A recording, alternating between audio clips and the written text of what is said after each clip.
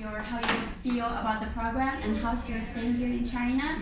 And probably I think this video will be very helpful for our future Edu-Pals, like because.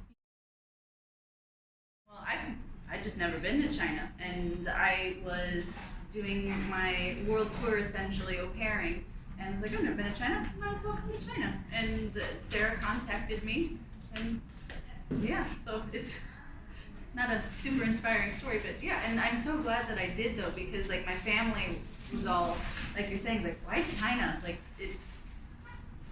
it's dangerous. Yeah, probably a lot of people think it's dangerous. Yeah. And how do you feel about dangerous here in China? I have not felt unsafe at all. For me, it's one of the most safe cities.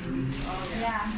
My stepdad, he'd been to Shenzhen 30 years ago. He's like, why are you going to Shenzhen? It's so small. And I get here, and it's like, it takes an hour at least by metro to get across town. That's how big it is. And it, like I said, I've never felt unsafe. I feel safer here in China and Shenzhen than I did in the States. So, yeah. What inspired you to come to China? What inspired me? Well, I had many reasons to look into Asia at all, but I didn't know anything about China. And then when I got offered the chance to come to China, I was like, Why not? why not? There's something new. I like, Yeah. you know, it's a new adventure. I had recently graduated, nothing exciting was happening in my life, so I was ready for a new adventure. You know? Is it? I would say it's more like a private tutor and an au pair mixed together. It depends on the family, because with my family I didn't have to take care of the kids quite as much as other families did with their Edu-Pals. So I was more of a private teacher, but I was still living with the family, and so I'd say it's kind of a mix between a private tutor and a Definitely, in my situation, I can see the mix a lot more because, you know, my child is 4 years old, so you cannot sit for hours doing homework with him. He's 4, so I alternated like teaching moments with going outside to the playground to play, like taking care of him. So yeah, it's a nice balance between teaching but in a family homely environment. which I personally like more because I had 2 girls, and so I was able to focus on them a little bit more than you would in a classroom per se. And so it was easier to focus on their individual needs. Like I had a 7-year-old, she was able to communicate with me, but like she was working on grammatically correct sentences. And while the younger one, she had just started learning a few letters of the alphabet, and she went from that to being able to ask me simple questions and stuff like that. So it's easier to tailor to kids one-on-one. Maybe when we would go out, and of course other people ask the family who I am, because you know you have a Chinese family and then this foreigner taking care of the kids, like who is she? And they would ask, oh, is she the teacher? And the family would reply, no, she's the sister. I'm the foreign sister, but like Michael has always called me sister for the whole 6 months. Yeah, I'm KC and Sara. Sara 姐姐. Cool. I love the transportation. The transportation. Yeah. It's so The easy to metro get around system, here. like I come from a small village in Italy, and Italy really has 2 metro systems in like the big cities. So I'm not used to it. Like taking the bus, you have to wait for a long time and it's expensive. But here you just get on the metro, it's cheap, you get anywhere in no time. Well, and even like, because I came here not knowing any Mandarin at all, and I was able to get around quite easily. So they do make it easy to get around. Yeah. Yeah. So. And even if people don't really speak English, they're always ready with the translation app on their phone, so they can communicate with you. Yeah, people are very friendly here. So it's I had no issue. It's more of a modern city, so you're not gonna get like the Great Wall like you would in Beijing. Not many tourist attractions. Yeah. But if you're willing to, do some research or ask around, Yeah, I mean we had stuff we did. we never. Yeah, I mean we went to, like before you got here, we went to Phoenix Mountain. We did a hike. That was a really bad idea in the summer. Oh. Summers here are really hot. Like Yeah. our group is called the Sweaty Boy Club Oh, because yeah, I we're remember that. all super sweaty. Oh, but like it's good to laugh at now. We went to the beach. Shenzhen Yeah. has beaches. Yeah, Shenzhen has beaches. They're very beautiful. They're sakura actually. Yeah. Yeah. It's near Hong Kong. Like 15 minutes by high-speed train to Hong Kong. Oh yeah, Hong Kong and Macau are nearby. Yes. We went to a New Year's Guangzhou. party. So Yeah, Guangzhou's nearby too. So like there's like all within like an hour or so. yeah. Mm. So If you get tired of Shenzhen, you can just Yeah. go somewhere else and come back. so Mm. it's definitely a modern city. There's definitely I'd say more like a young I spent the first months like with my nose up in the air, looking at all the buildings, like yeah, the high Oh, rise, and it lights up at night. Oh, the light shows. Yeah, yeah. Oh, did you went to the light show here Yeah. in Futian? Yes. Yeah. That was so cool. Yeah. I went the first week I got here. And the entire time. Mm. Family made fun. Yeah, the people, like not just Our friends. families were Yeah, great. families were great. You guys are great. Yeah. Even just people in Shenzhen were great too. And they come from like most people in Shenzhen are from all over Yeah. China. They're all transplants. So the accents are cool. Yeah, you try to Yeah. understand. Like this is not how we learn it in class. Yeah. Exactly. But yeah, Even when I'm everything's speaking Mandarin, I have some accents from my hometown. The food is good too, and that's like from all over. Cause like my family's from Chongqing, and so like my grandma cooks a lot of like Sichuan stuff, Hunan dishes, and so like I got to do that, and then like going over to different people's families, like they're from all over as well. So like just Yeah, It's- yeah. it's And really- the food is different, very different. so yeah, even though you're in Shenzhen, you kind of get a taste of all these different places. Also, like for example, my family has a lot of their relatives here in Shenzhen, so we would often meet up and go to different restaurants. Mhm. Like they knew I'm vegan, so they would take me to different like vegetarian places to make me try them. So like, it was nice. I got to try a lot. Level 2 now. Yeah. Like, I don't want to flatter myself, right? You were saying even yesterday, I came here with zero Chinese, not even know how to say hi properly. Yeah. And now I'm able to have like small conversations. I'm pretty impressed about your talent. I'm serious. Like you came here with zero, like zero, Yeah. and then only 6 months. My God, and you can like when I'm speaking Chinese, I know you can understand most of them. I understand more than I speak. Wow. You come, yeah, with the notion that like Chinese is the hardest language in the world, one of the And hardest. it is difficult, but it's rewarding. It's not impossible. Yeah. I learned it, so. And That's you also made a big progress, I think.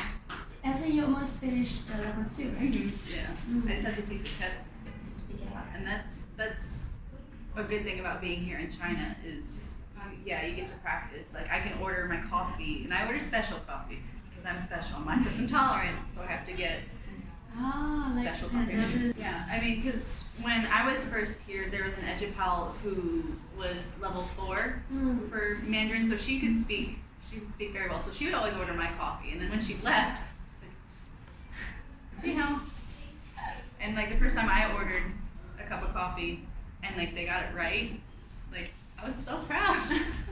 I was so excited, like when we were going through our level 1 book. I would learn like words for a topic, or, like sentences for a topic, and I would be able to use them immediately. Yes. You learn something, you learn something, and you put it in use. Like, that was cool. The power of the environment. Yes. Is not to be underestimated. Mine was really good. Yeah. My host dad spoke English very well, so communication with him was very good, and he was very upfront about everything. If there was any issues, which we didn't have a whole lot, but if there was any issues, like I like to leave the bathroom fan on after a shower just to get all the steam out, but he didn't like that, so he was like, hey, when you're done, just turn it off. Oh, okay. That was it. Wasn't a big deal. And then my girls, I love them so much. Like they're big cuddlers, and so now like they're like laying on top of me. I'm just like, I don't want to leave. Oh, they're so cute. They like to cuddle me. There's Then my family speaks virtually no English, so we had to rely, especially in the first months, we had to rely heavily on Google Translate and other apps to communicate. Then as I was learning more Chinese, I started to implement it, and also like my host parents are trying to study more English, but I never felt like that was too big of an obstacle. Too big of English an obstacle. is hard. English. I spoke too much today. yeah, because I never most had a problem. some of the Chinese probably like they couldn't speak in English, but I don't think it's a big concern. I don't think too many people have had issues with that. I mean, if there is an issue that they can't resolve, you guys. I think that my favorite moments were like when Michael, my host kid, like started holding my hand or like cuddling with me. Yeah, you have girls, but he's a 4-year-old boy, so it's not a given. And like he got really attached, and I feel like we're real sister and brother. That was so cute. English, and he wants to communicate with me, so that pushes him to try and speak more English. That's why he improves so much. When I got here, he spoke like no English. Yeah, exactly. And now He was able to maybe say like yes or no, and now he basically never stops talking. He tells me stories that happened to him at school, or like dreams that he's had. Like he tells a lot of lies. Very imaginative. So many memories with like not just the host kids, but like just in general. Like when we went to, well, you weren't there, Chaozhou, that was fun. Guilin, oh Guilin. yeah, we had a lot of special experiences. I still think like the dancing class when we had like BTS Ah. breakdown moment. In Traditional dresses. Yes. Are you gonna wear the traditional Chinese dress somehow in the future? I'm trying to wear the qingdao. I don't know about the hanfu. I don't think I can wear it all together. I don't know if America's ready for that yet. Cultural appropriation. But like I got my specific hanfu so I could wear the pieces individually. Like the skirt, that's a full length skirt, so I could just wear that with a nice top, or like the tops with jeans. I think that's a cool thing that now we know the story behind the piece, you know, so we can wear it with knowledge and not just it looks pretty. I want to wear it. Yeah, I I think know the dynasty it comes from. I know the history. Yeah, I think it's more than just a pretty dress. Yeah. It's like you are wearing history on you. You're walking with the history. I Yeah. think it's really It fun. makes us feel part of it. Mm. We're not just the foreigners. we lived in China, you know. Yeah. Yeah. And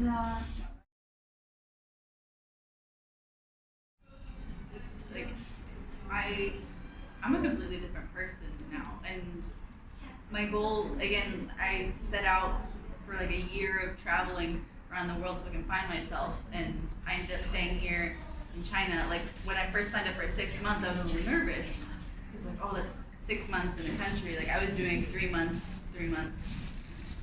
6 months was double that. I ended up staying for 9 months because I could feel myself growing as a person, not just like learning Mandarin, but like finding out who I am. Like I want to be a mom, and so like I was very much a mom, like a second mom to these kids. This wasn't my first time.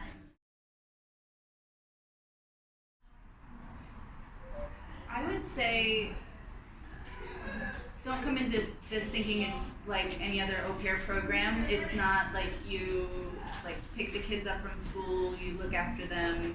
You're not a babysitter. Yeah, you're not a babysitter. You are very much a teacher. So I would consider it not quite a teaching job, but it is still something that you do have to put effort into it.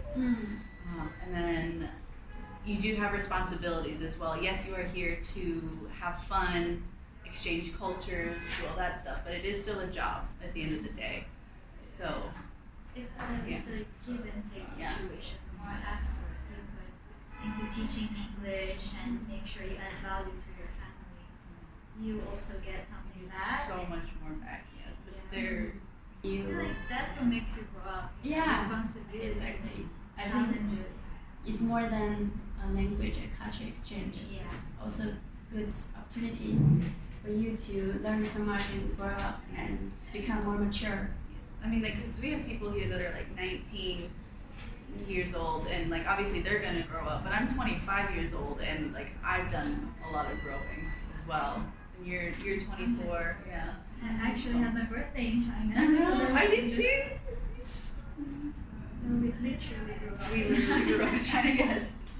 Okay, thank you so much for taking this video for us and give so many suggestions for our future educators.